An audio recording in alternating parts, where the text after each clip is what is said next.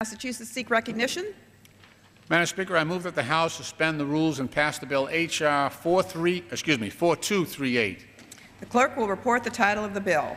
H.R. 4238, a bill to designate the facility of the United States Postal Service located at 930 39th Avenue in Greeley, Colorado as the W.D. Farr Post Office Building.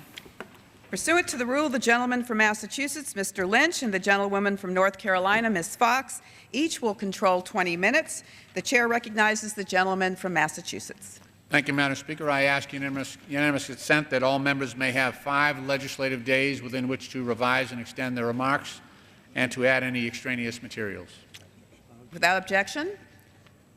Madam Speaker, I now yield myself such time as I may consume. The gentleman is recognized. Madam Speaker, as chairman of the House Subcommittee with jurisdiction over the United States Postal Service, I am pleased to present H.R. 4238 for consideration. This legislation will designate the United States Postal Service facility located at 930 39th Avenue in Greeley, Colorado as the W.D. Farr Post Office Building. This resolution has been introduced by my colleague, Representative Betsy Markey of Colorado, on December 8, 2009. H.R. 4238 was favorably reported out of the Oversight and Government Reform Committee on January 27, 2010 by unanimous consent. In addition to Representative Markey, H.R. 4238 enjoys the support of the entire Colorado House delegation. And because Ms. Markey is the chief sponsor of this resolution, I will yield to her such time as she may need to lay forth the details of this resolution. The woman of Colorado is recognized.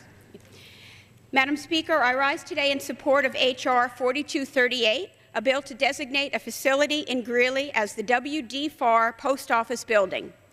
During his lifetime, W.D. Farr was a pioneer rancher, water expert, and banker who made immense contributions to Greeley, helping make the city what it is today.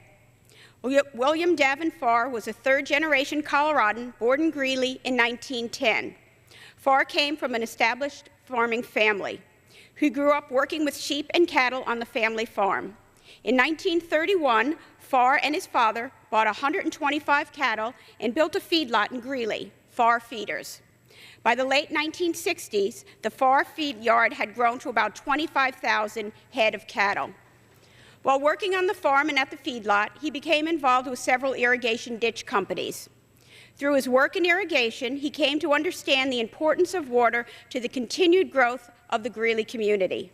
Farr then became active with the Colorado Big Thompson Water Project, which brings water from the western slopes of the Rocky Mountains to help irrigate approximately 693,000 acres of northeastern Colorado farmland.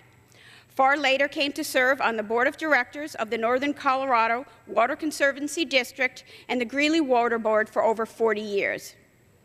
In addition to his many achievements in agriculture and water, Farr was also active in government, both local and national. He served as an advisor to the U.S. Department of Agriculture under 3 U.S. presidents, Harry Truman, John F. Kennedy, and Richard Nixon. He served on a number of national boards and committees, including the Department of Interior Water Pollution Control Advisory Board and the Agriculture Committee of the U.S. Chamber of Commerce.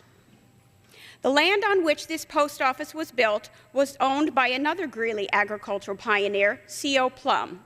Upon his death, Plum donated his home and land just south of the W.D. Farr Post Office to the Greeley Museums for use as an agricultural learning center. Both men made significant contributions to the agriculture and social vitality of Weld County. In 2007, W.D. Farr passed away at his home in Greeley at the age of 97. Farr and his family have made innumerable contributions to the Greeley community, as well as Colorado and the United States.